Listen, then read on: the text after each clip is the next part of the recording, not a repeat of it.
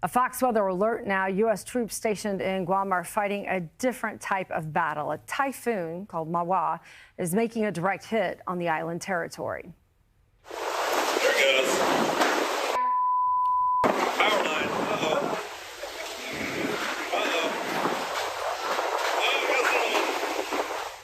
Violent winds there. Officials have warned this could be the most intense storm to ever strike Guam. 10,000 U.S. troops again stationed there. Back in January, Cape Blades became the first new base there in Guam in 70 years.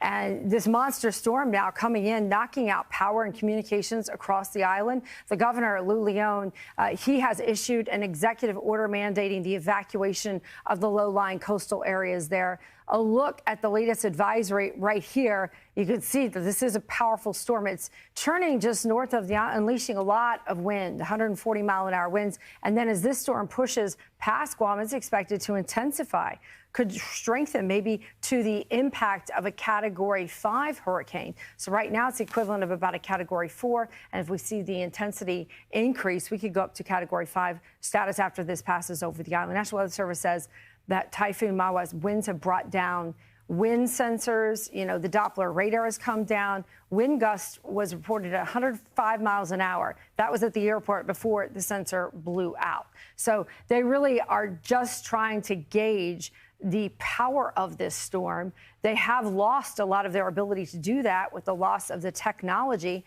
and also the power outages have caused a lot of concern. So forecasting this is also a real battle. Now, the Guam Power Authority says 95% of customers are without power right now. Conditions are expected to worsen. We talked about that. Even as the storm moves away, it will not weaken. There's an update now coming into us from U.S. Congressman and District of Guam Representative James Moylan. He's going to join us here in a few minutes. And Congressman Moylan has been involved in watching the evacuation here of what's happening. You can see the winds just blowing these palm trees sideways. It is a powerful storm, perhaps the most powerful since 2002. So if you go back more than 2 decades, you probably have a lot of people there who have not lived through one of these very powerful storms. So the impact already taking out the wind, wondering where they did the evacuation. That's going to be interesting. I imagine that the coastal areas have been pushed inland, but this storm is going to bulldoze over the island there. And this is something that we'll have to watch.